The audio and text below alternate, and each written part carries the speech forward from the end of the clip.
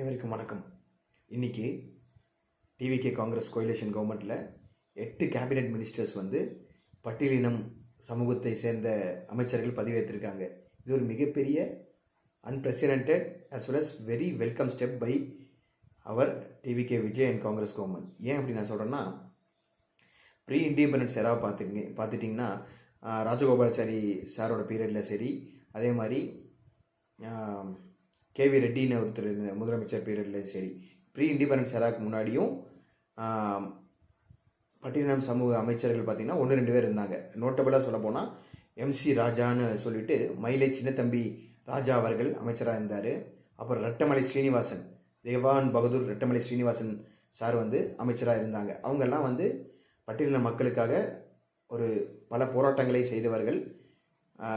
They are all very active social activist. அது மாதிரி அமைச்சர்கள் இருந்தாங்க.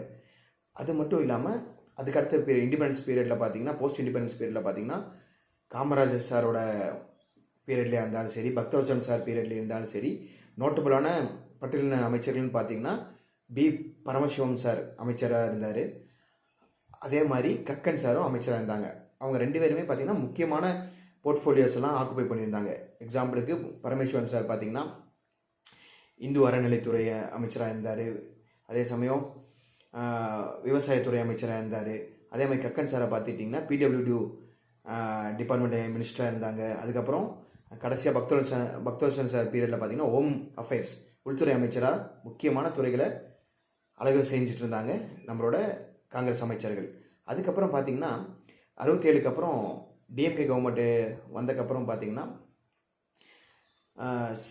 சத்யவாணி முத்து சார் அப்படின்னு ஒருத்தர் ரொம்ப தீவிரமான பட்டியலின மக்களுக்கு போராளியாக இருந்தவர். அவர் அமைச்சராக இருந்தார். அதுக்கப்புறம் பார்த்திங்கன்னா கலைஞர் பீரியடுக்கு அப்புறம் பார்த்திங்கன்னா பெஞ்சமின் ஒரு அமைச்சர் ஜெயலலிதா அம்மா பீரியடில் இருந்தாங்க. இது மாதிரி பல பட்டியலின மக்கள் சார்ந்த அமைச்சர்கள் இருந்துகிட்டு இருந்தாங்க. பட் மோஸ்ட்லி ஒரு அமைச்சர் இல்லை 2 அமைச்சர் இருந்தாங்க.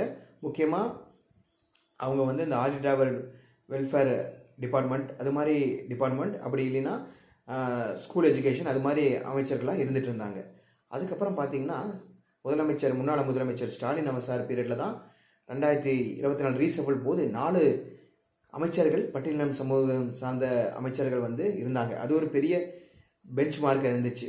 பட் அந்த பெஞ்ச் மார்க்கும் தாண்டுற விதமாக இப்போ கரண்டில் விஜய் சார் அவர்களோட முதலமைச்சர் விஜய் சார் அவர்களோட கவர்மெண்ட்டில் 8 அமைச்சர்கள் பட்டியலினம் சார்ந்த அமைச்சர்கள் பதவியேற்றது மிகப்பெரிய ஒரு வரவேற்கத்தக்க விஷயம்.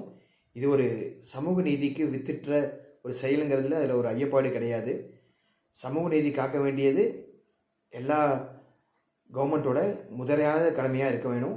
அதை நோக்கி இந்த கவர்மெண்ட் ட்ராவல் பண்ணுறதுங்கிறது மிகப்பெரிய சந்தோஷமான ஒரு விஷயம். இதே மாதிரி ஏன் இது ரொம்ப முக்கியம் நான் சொல்கிறேன்னா, பாப்புலேஷன் ப்ரொபோர்ஷனேட் ரெப்ரசன்டேஷன், பீப்புள் ரெப்ரசன்டேஷனும் சரி, அதிகாரத்துலேயும் சரி, பாப்புலேஷன் ப்ரொபோர்ஷனேட் ரெப்ரசன்டேஷனுங்கிறது இருக்க வேணும். அது ரொம்ப ரொம்ப முக்கியம். அப்போ தான் அந்தந்த மக்களுக்கு அவங்களோட குரலாக, அவங்க மக்கள் பிரதிநிதியாக இருந்தாலும் சரி, அமைச்சராக இருந்தாலும் சரி, அவங்களோட மக்களோட குரலாக இருந்து இந்த மக்களுக்கு நலத்திட்டங்கள் கொண்டு வர முடியுங்கிறது என்னோடய தாழ்மையான கருத்து. அதை நோக்கி இந்த நம்ம முதலமைச்சர் விஜய் சாரோட கவர்மெண்ட்டும் ட்ராவல் பண்ணுங்கிறதுங்கிறது ரொம்ப ரொம்ப சந்தோஷமான விஷயம். இந்த விஷயங்கள் இன்னும் ட்ராவல் பண்ணி எல்லா தரப்பு மக்களுக்கும் ஒரு குரலாக இந்த கவர்மெண்ட் இருக்குங்கிறதுல எந்த ஐயப்பாடும் இல்லை. நன்றி, வணக்கம்.